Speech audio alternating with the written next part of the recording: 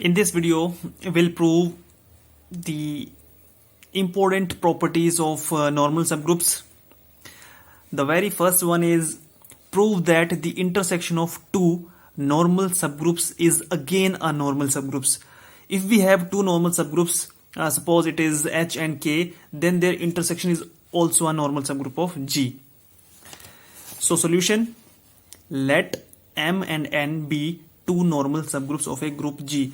तो सबसे पहले हमने दो नॉर्मल सबग्रुप्स को कंसीडर कर लिया है यहाँ पे, और हमारा क्लेम क्या है कि इन दोनों सबग्रुप्स का जो इन दोनों नॉर्मल सबग्रुप्स का जो इंटरसेक्शन रहेगा वो भी नॉर्मल आएगा. ठीक है, तो नॉर्मेलिटी के लिए ये कंडीशन जो भी मैंने लास्ट में थ्योरम आपको करवाई थी लास्ट वीडियो लेक्चर में, तो G H G inverse where जो मिडिल वाला एलिमेंट है, मिडिल वाला वो जो है वो यहां से आना चाहिए, जिसको हमें प्रूव करना है. हमें प्रूव करना है एम इंटरसेक्शन एन, तो H must come from this set, और H must come from this subgroup M intersection N.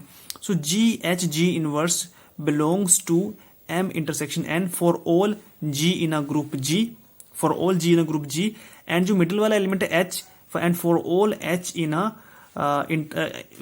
In a M intersection N. ठीक है, तो सबसे पहले हम क्या करेंगे, एक आर्बिट्ररी जी एलिमेंट उठाएंगे, कोई सा भी एक एलिमेंट जी में से उठाएंगे, हम पिक करेंगे, और एच जो है वो यहां से पिक करेंगे. तो हमने एक एलिमेंट आर्बिट्ररी चूज कर लिए. Let G is in a group G and H is in their intersection M and N. G में है, एच जो है वो एम इंटरसेक्शन एन में है. इसका मतलब है कि एच जो है वो एम में भी है और एच जो है वो एन में भी है. इंटरसेक्शन में क्या होता है कि common portion of both the sets. So इसका मतलब कि एच जो है एम में भी है और एच जो है वो एन में भी है. So H belongs to M and H also belongs to N.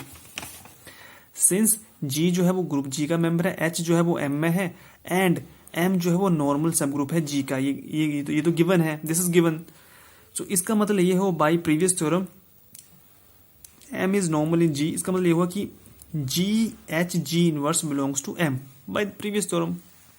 Normality की डेफिनेशन थी वो. Similarly G belongs to G and H belongs to N, and N जो है वो नॉर्मल है G. इसका मतलब है कि G H G इनवर्स जो है वो N में बिलोंग कर जाएगा. अब G H G inverse M में भी है, G H G inverse N में भी है, तो इन दोनों के इंटरसेक्शन में भी जाएगा ये element. So therefore G H G inverse belongs to M intersection N. Since G belongs to G and H belongs to M intersection N were arbitrary elements that we chose. ठीक है, so therefore G H G inverse belongs to M intersection N for every G in a group G and H in a M intersection N. This implies M intersection N is normal in G, right? Second property है हमारी that center of a group. Second property क्या है हमारी, that the center of a group G is always normal in a group G. ठीक है, that is the center ZG of a group G is always a normal subgroup of a G. अगर G हमारे पास कोई एक group है, if G is any group, तो उस group का जो सेंटर होगा वो हमेशा ही नॉर्मल होगा, नो मैटर व्हाट. तो ZG क्या होता है, ZG centre of G is defined age group के वो सारे एलिमेंट्स, ठीक है, ग्रुप के वो एलिमेंट्स जो ग्रुप के सारे एलिमेंट के साथ कम्यूट कर रहे हो. एक बार फिर से, ग्रुप के वो सारे एलिमेंट्स जो ग्रुप के हर एक एलिमेंट के साथ कम्यूट करे. दैट इज ये जो x है, x g is equal to g x, and this g for all g in a group g. Group के वो एलिमेंट्स जो ग्रुप के सारे एलिमेंट्स के साथ कम्यूट कर रहे हो, या फिर ये वाली जो प्रॉपर्टी कम्यूटेशन की ये सेटिस्फाई कर रहे हो. So we know ZG जो है center of G is a subgroup of G, that we know. Now our claim is that ZG is normal subgroup of G. इसका मतलब हमें क्या प्रूव करना है, G H G inverse belongs to this center of G where H is coming from center of G and G is coming from group G. So for all G in a group G and H in a center of G. तो वही करना है same. एक element हम group में से pick करेंगे और एक एलिमेंट हम सेंटर ऑफ जी में से पिक करेंगे. ठीक है, सो let H belongs to center of G and G belongs to G. अगर H जो सेंटर ऑफ G में, इसका मतलब है कि ये जो एलिमेंट H है, ये एलिमेंट H जो है इस ग्रुप G के सारे एलिमेंट के साथ कम्यूट करेगा. वही लिखा है मैंने यहाँ पे नीचे भी, that is H X is equal to X H for all X in a group G by definition.